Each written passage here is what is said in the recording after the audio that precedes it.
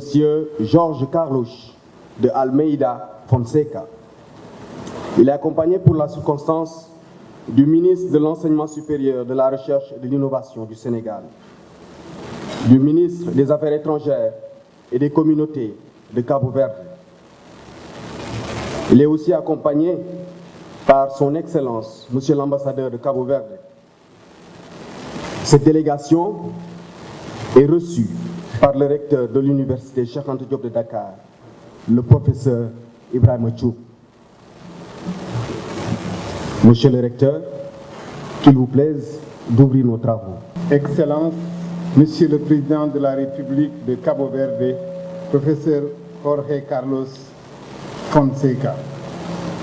Monsieur le ministre des Affaires étrangères et des communautés de Cabo Verde, Monsieur Luis Felipe Lopez Tavares, Monsieur le ministre de l'Enseignement supérieur, de la Recherche et de l'Innovation, professeur Mary Teuw Niane, Mesdames, Messieurs les membres du gouvernement, Madame l'ambassadeur du Sénégal à Praia, honorables députés, Mesdames, Messieurs les membres du Conseil économique, social et environnemental, Excellences, Monsieur l'ambassadeur de la République de Cabo Verde au Sénégal, Excellences, Mesdames, Messieurs les ambassadeurs et représentants du corps diplomatique, Monsieur le Président de l'Académie nationale des sciences et techniques, Messieurs les recteurs, Monsieur le doyen de la Faculté des sciences juridiques et politiques, Messieurs les doyens, directeurs d'UFR, directeurs d'écoles et d'instituts, Monsieur le secrétaire général de l'Université Cheikh Anta Diop de Dakar,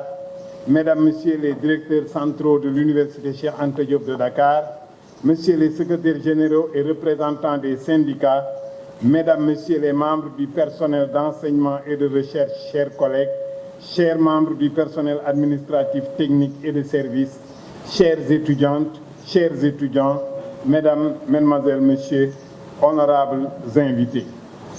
L'Université Cheikh Anta Diop de Dakar, en ce moment solennel, a le plaisir de recevoir et d'honorer son illustre hôte, le professeur Jorge Carlos Fonseca, président de la République de Cabo Verde, invité à prononcer un cours magistral sur le thème « Les défis du développement et de la démocratie en Afrique, le cas particulier de la République de Cabo Verde ». Excellence, je vous souhaite la bienvenue en cet amphithéâtre historique dénommé Khali Amar Fall, qui a accueilli d'illustres personnalités, hôtes de notre institution, dont Sa Majesté le roi Hassan II du Maroc, M. René Mayer, secrétaire général de l'UNESCO, l'immortel Nelson Mandela en 1992, M. Federico Mayor, secrétaire général de l'UNESCO en 1997, pour ne citer que quelques-unes des figures majeures que vous rejoignez aujourd'hui en prononçant votre cours magistral. Permettez-moi de vous présenter en quelques mots l'Université Cheikh Anta Diop de Dakar, le processus de réforme qui y a cours actuellement et la place de choix que votre distingué pays, la République de Cabo Verde, occupe dans notre espace académique. Fondée en 1957 par l'État français, l'Université de Dakar constitue le premier établissement d'enseignement supérieur en Afrique francophone, accueillant et formant les futurs cadres des souverainetés obtenues au début des années 1960. Après les indépendances, elle a conservé son orientation panafricaine et universelle. Elle compte aujourd'hui plus de 86 000 étudiants se répartissant en 61 nationalités provenant de tous les continents.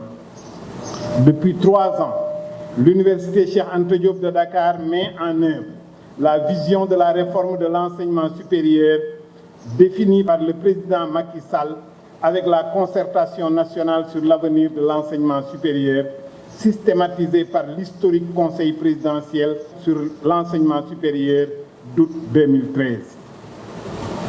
La gouvernance institutionnelle et académique de notre université s'inscrit en effet en droite ligne des orientations dégagées par M. le Président de la République, mises en œuvre par M. le ministre de l'Enseignement supérieur, de la Recherche et de l'Innovation qui met l'accent sur la réforme de l'architecture des niveaux d'études par l'adoption du système LMD, la réorganisation de l'offre de formation en rapport avec les besoins et problèmes spécifiques des sociétés sénégalaises et africaines, avec un accent particulier sur les sciences, les technologies, l'ingénierie, les mathématiques, la professionnalisation des filières, l'amélioration de l'accès au TIC et le développement de l'enseignement à distance notamment.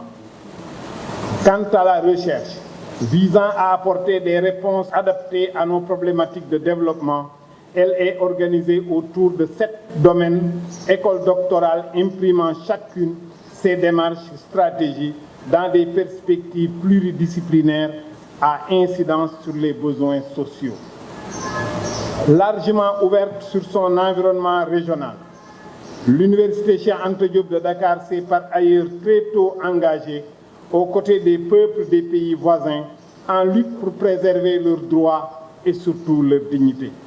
C'est ainsi que notre université s'est très tôt impliquée dans les luttes de libération nationale des anciennes colonies portugaises d'Afrique, notamment celles de la Guinée-Bissau et du Cabo-Verde, votre cher pays. Dans cet ordre d'idées, les études et recherches sur la langue et les civilisations lusophones ont été introduites dans les programmes et systèmes éducatifs dès 1960 pour l'enseignement secondaire et plus tard en 1972 pour l'enseignement supérieur.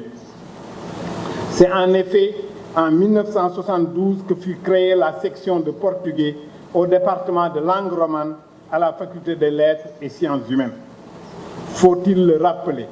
Souvent, pour méditer ses origines, le premier président de la République du Sénégal se référait à un métissage que l'histoire va consolider. Pour l'exemple, voici ce qu'il écrit dans Élégie des Saudades.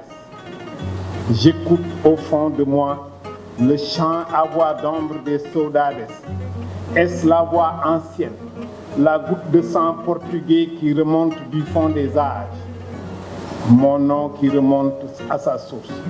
Mon sang portugais s'est perdu dans la mer de la négritude. J'ai cité Léopold Sédar Senghor.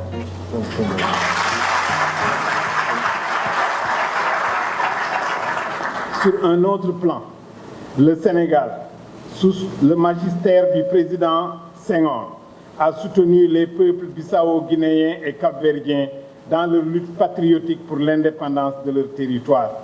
Les soutiens multiformes apportés par notre pays aux vaillants combattants du PAIGC ont non seulement participé à la libération des sociétés auxquelles l'histoire et la géographie nous relient, mais aussi à l'avènement majeur de la révolution des œillets de 1974 qui fut entrer l'ancienne puissance coloniale elle-même dans une ère nouvelle. Il en est ressorti des liens indéfectibles qui survivront à tous les soubresauts de l'histoire parce que fondés sur les intérêts majeurs de nos peuples et aujourd'hui entretenus avec vigueur par nos deux États. Ces liens, nous les traduisons depuis toujours dans le champ académique par des accords de coopération entre nos universités publiques. Ainsi, l'Université de Mindelo et l'Université Cheikh Anta Diop de Dakar ont signé le 21 novembre 2011 une convention pour un partenariat de qualité. Le 28 juillet 2015, nous avons reçu la visite de Madame Judith Medina do Nascimento, rectrice de l'Université du Cabo-Verde. À cette occasion, la décision a été prise de mettre en place une coopération tripartite entre nos deux institutions et l'Université Assane Seck de Ziguinchor, centrée sur les métiers de la traduction et de l'interprétariat. L'Université Cheikh Anta Diop de Dakar accueille chaque année plus d'une cinquantaine d'étudiants ressortissants de la République de Cabo-Verde qui y poursuivent des études dans les différentes facultés, écoles et instituts. Nous avons la ferme volonté de porter ces échanges à la hauteur de l'ancienneté et de l'excellence des relations historiques qui unissent nos deux pays. Excellences, Mesdames, Messieurs, honorables invités, cette histoire, Monsieur le Président de la République, est largement antérieure à l'expérience coloniale. Elle se noue au moins, pour ce qui est des temps modernes, avec l'ouverture de l'Atlantique.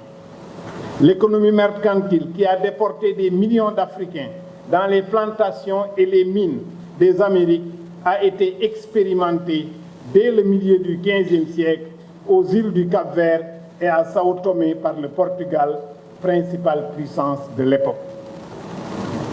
Cette expérience, aussi coûteuse que douloureuse en vie humaine, détruite par l'appât du gain sans borne, portée par le capitalisme naissant, continue d'habiter notre actualité. Les remèdes se cherchent aujourd'hui dans la maîtrise des défis immenses du développement.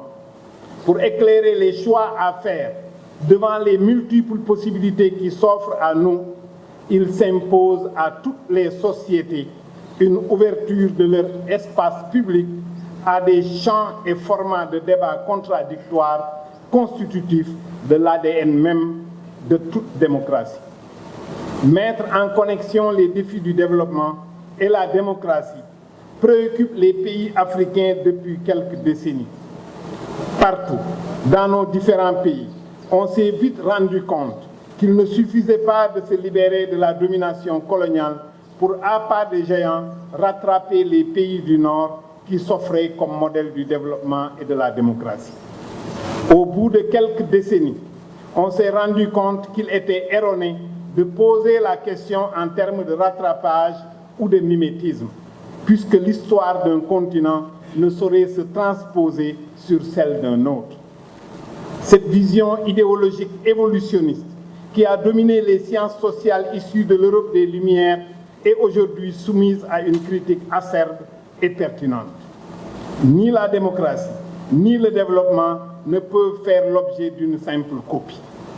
C'est vous dire, Monsieur le Président, combien nous portons un immense intérêt à votre cours magistral adossé sur l'expérience du Cabo Verde, riche de ses alternances politiques pacifiques et qui partagent avec le Sénégal l'exemplarité de leur système démocratique. Excellences, Monsieur le Président, nous sommes honorés du choix que vous avez bien voulu porter sur notre université pour délivrer un message mobilisateur à l'Afrique en général et à sa jeunesse en particulier.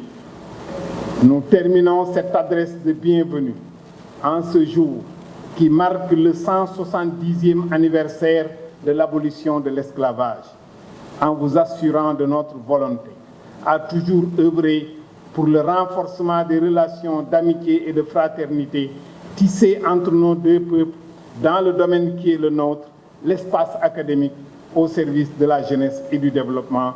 Je vous remercie de votre aimable attention.